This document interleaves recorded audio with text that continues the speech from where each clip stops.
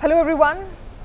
Globally, we're just going through one crisis after another crisis, and which is why you're seeing a lot of foreign policy discussions on my YouTube station currently.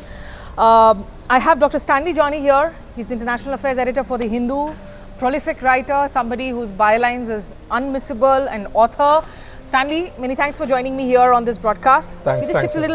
We're trying to adjust into the frame. We're actually at Hyderabad airport right now, transiting through it, just like Sheikh Hasina seems to be transiting through India to a third country. Before I talk about the West Asian crisis, which is Dr. Stanley Johny's expertise focus area, quick reaction from you. We've seen Dr. S. Jaishankar today make a statement in both houses of parliament, and he did seem to suggest that Sheikh Hasina had sought approval to be in India just for a moment. So, does it look like she will be transiting soon to a third country? Yeah, that's what it looks like. See, the foreign minister said in parliament that India got a short notice, and that Sheikh Hasina will be in India for a moment, in a sense maybe for a few days. So she's in transit. And yesterday, what we heard from Dhaka, from our correspondents and our journalistic sources in Dhaka, is that Sheikh Hasina was given just 45 minutes to 1 hour time by the army chief to leave the country. So she wanted to record a speech for her supporters, but the source says that she didn't get time to do that, or in other words, she was not allowed to do that. So once her residence was surrounded by the protesters, she was immediately asked to leave by the military apparently, and then she did that. So what Jaishankar said today in parliament kind of corroborates this narrative, because India got a very short notice. And then she is in India, and there were different reports that she's trying for asylum in European countries. We don't know which country yet, but we have to wait and see that. I mean, there were two countries, speculations have been rife from diplomatic sources that we have been talking to. One was UK, but keeping in mind that the United Kingdom right now is faced with so many riots across the country, Prime Minister Starmer perhaps may have his reservations about that move. Finland is another country where we are being told that in the recent past, in fact, this issue did come up, that in case if Hasina needed a permanent asylum, that perhaps they would be open to it. We'll have to see that. But Stanley, right now, India has to do that diplomatic challenge of it's really invested into that Sheikh Hasina basket in these past 15 odd years. Before that too, for traditional reasons. Relations with BNP were always low. They were hostile in the last term, and this time after elections in January, which were really what rocked the boat, in terms of not being free and fair at all, India chose to still stay mum and back Hasina. How does India now manage to distance itself from Hasina? See, the last 15 years were one of the most stable periods for India-Bangladesh relationship. That's also because you have this whole history of working with the Awami League, and Sheikh Hasina herself had enjoyed very warm ties with India.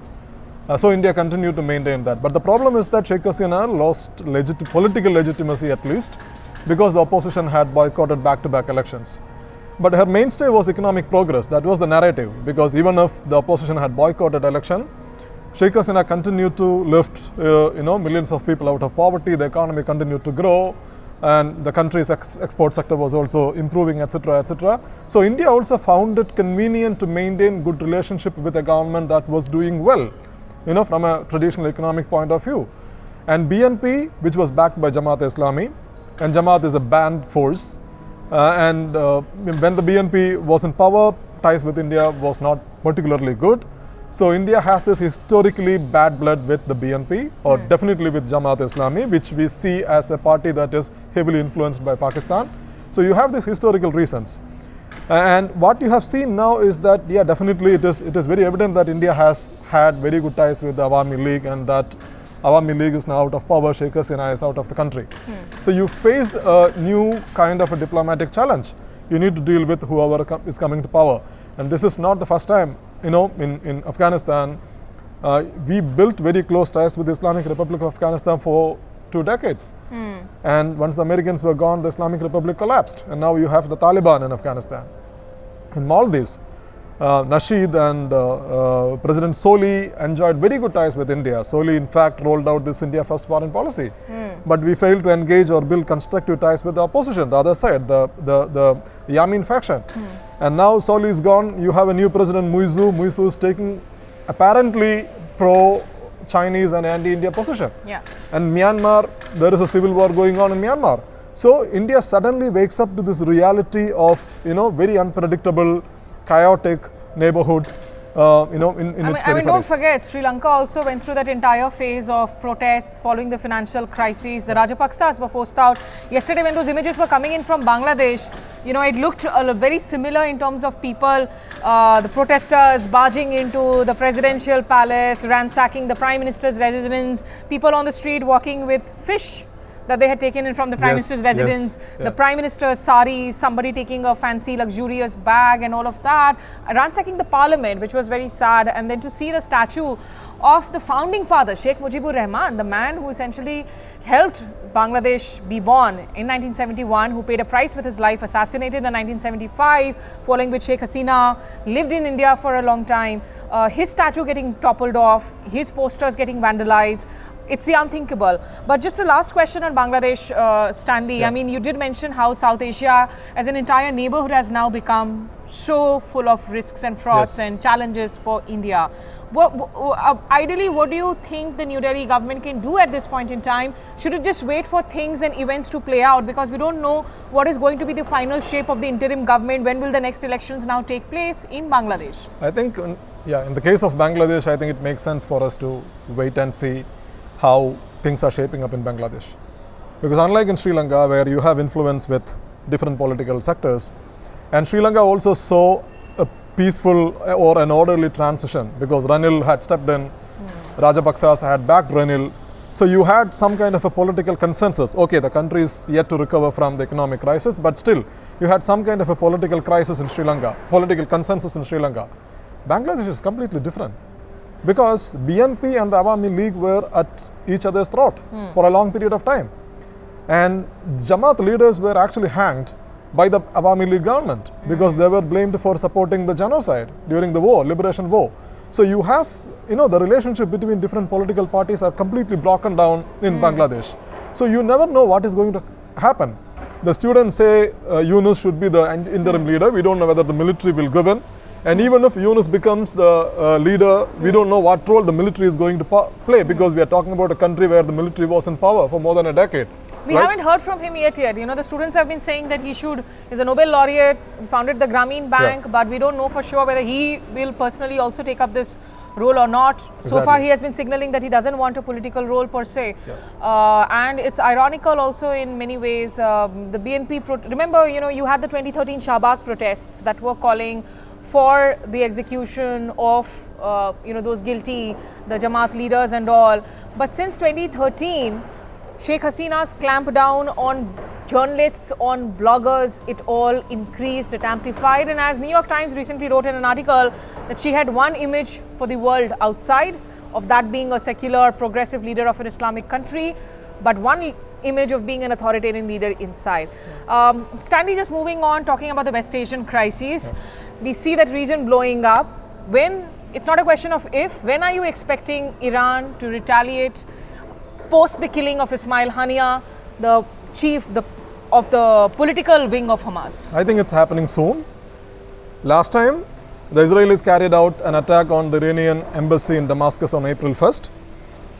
The Iranians responded on April 14th. You had a 2-week window. This time it's happening quicker, because if you look at what's happening in the region, so more and more countries have issued travel advisories, because last time I remember, in between I was in Israel, and the Israelis were pretty relaxed because they knew that an attack is coming, but they said that it's not coming soon, because we traveled in between the Israeli attack and between the Iranian attack. But this time that's not the case, and you have more and more travel advisories coming up.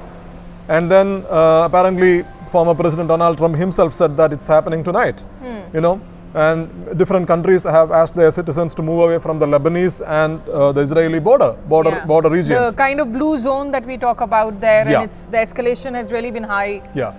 So definitely, and I think, it's a given that the Iranians will respond, because in April an Iranian consulate was bombed. Iranian consulate in a third country was bombed. And the Iranians launched a massive drone and missile attack on April 14th. This time, the attack took place inside Tehran, Iran's capital. So Iran cannot afford not to respond to it. going by the precedent they themselves had set. But the last time also looked like, it was pretty balanced out in the sense that they wanted to retaliate but not wanted to escalate things beyond a point. Yeah. But this time, even the scale of the response has to be larger? It is larger because, see, last time the message the Iranians wanted to send was that if you keep attacking our people, our officers or our missions, we will respond. So they wanted to change the rules of the game. And you see, when they carried out the attack, the Iranians had actually let the Americans know that we are going to do this. They let the Americans know this through Oman. So that the United States could work to make sure that the impact of the attack would be minimal. The attack would be huge, 300 plus drones, cruise missiles and ballistic missiles. But the impact of the attack would be minimal because the United States, the French, Jordanians, the British and the Israelis, they will come together to shoot down the Iranian projectiles. So Iran also didn't want this to escalate beyond a point. But in the long run, the Iranian strategy didn't work because even after the Iranian attack, the Israelis carried out another attack inside Tehran. So this time, going by the Iran's logic, Iran has to carry out a much bigger attack. I'm not saying that they will do it, but if you analyze what is happening through the Iranian lens, and there was also news that the Russians are helping Iran upgrade their missile defense system. If that is true, Iran is expecting heavier Israeli retaliation after their attack. Right. So this time, you can actually expect that this is not going to be over with one. The advisories have been put out by all countries, including India. South Korea has just put out an advisory before we started our conversation, which comes into effect from Wednesday early morning. So obviously some feelers would have been sent out to global capitals about, in terms of trying to make sure that their global citizens are evacuated or they're out of this zone before the escalation really begins. Tonight is also a time when, in fact, the vice presidential nominee for Kamala Harris, who's the presidential nominee for the Democrats in US, that is going to be announced, I think, in Pennsylvania. So it's a very crucial time period. But Stanley, take us through, when Ismail Haniyeh was killed, we saw the first statement confirmation coming in from the Iranian Revolutionary Guards, the IRGC. Israelis have still not owed up, and while there are a lot of thrillers out there, you do know that it's a reality. Iranians and Israelis bumping off each other's agents and people in each other's territory. But so far the Israelis haven't owned up for Haniyeh's death, unlike the other death that they've owned up for, killing for them. Fawd Shukr. So Fawd Shukr was killed first in an attack on Beirut, in Lebanon's capital, on July 30th. And then a few hours later, the Islamic Revolutionary Guard Corps announced that Ismail Haniyeh was killed by an Israeli attack. So the difference here is that, see, in effect, Israel has attacked Hezbollah, which is an Iranian proxy. They attacked Hamas. They attacked Hamas inside Iran. So on the same day, they attacked Hezbollah, Hamas and Iran. That's what happened on July 30th. But if you look at Israel's operations, so they always claim their attacks inside Lebanon. So earlier in January, they killed a senior Hamas official in Beirut. So they kept killing Hezbollah commanders in Lebanon. So they always claim that they carried out this attack. And in Gaza, we know that it's the Israelis who are carrying out the airstrikes. So when they killed Mohammed Deif, the Israelis say Mohammed Deif was killed. Hamas hasn't confirmed it yet. But then Israelis said that we killed Mohammed Deif in the July 13th strike. But they never claim their operations inside Iran. This is not the first time. So in 2019, they killed Mohsen Fakhrizadeh, the father of Iranian nuclear program. And they had carried out multiple subversive operations inside Iran, targeting Iranian nuclear scientists, targeting Iranian nuclear sites. They never claimed responsibility for that. So even the April 1st attack on the Iranian consulate in Damascus, they never took responsibility for that.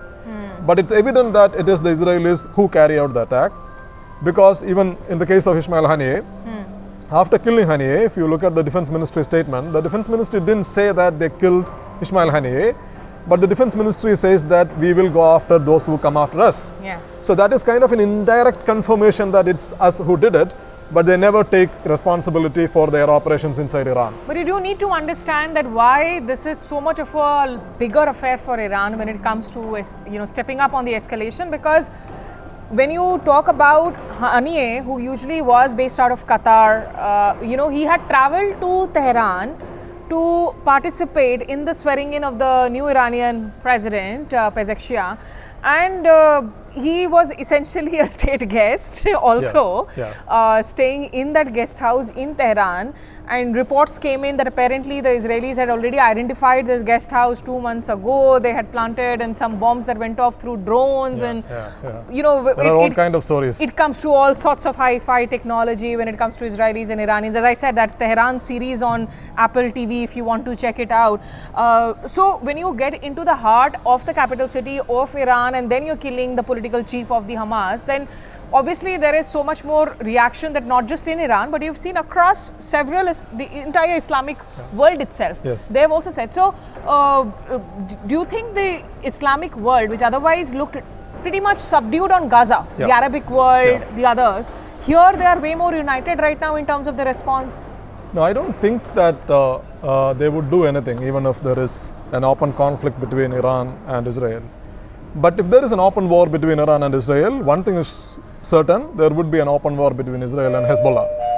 So people have been talking about Hezbollah carrying out an attack right from October 7. So Hezbollah and Israel, they are actually exchanging fire, but you don't have an all-out war between these two. But I think that is a conscious decision the Iranians took, or the Hezbollah took, because they expect a future conflict between Iran and Israel. And if that breaks out, I think Hezbollah will join the war. Houthis will become much more, aggressive in their attack on Israel. And of course, the Iranians would try to move into Golan via Syria. So, but other Arab countries will stay on the margins. They won't join the conflict. For example, if you look at the Israeli attack on Ismail Haniyeh, the Saudis and the Emiratis haven't even issued a statement condemning the attack. They haven't condemned the attack, right? Others, Turkey, etc., had actually voiced their concern. Qatar has voiced its concern, of course. But the Emiratis and the Saudis were silent. So I think the Arab world would continue to stay on the margins. So remember, you have that big Shia-Sunni divide in the Arab world too, which dictates who's standing where and supporting who. Yeah, exactly. So get ready for more escalation, more violence, and I think we are hearing announcements now. Possibly we will be heading to our boarding gate. So I thought, because Stanley was here, I should do a quick conversation with somebody who knows the region so well. Have a safe flight, Stanley. Thank you, Smita. Once you're Same back to you. in town, I will bother you again for an online conversation. Sure, thank you very Sorry much. about this conversation. We couldn't get in the audience because somehow Hyderabad airport Wi-Fi is really bad. So I'm uploading this conversation, but the next conversation will be online and live, where you can tune in and ask your questions to Stanley. Thank you. Take care.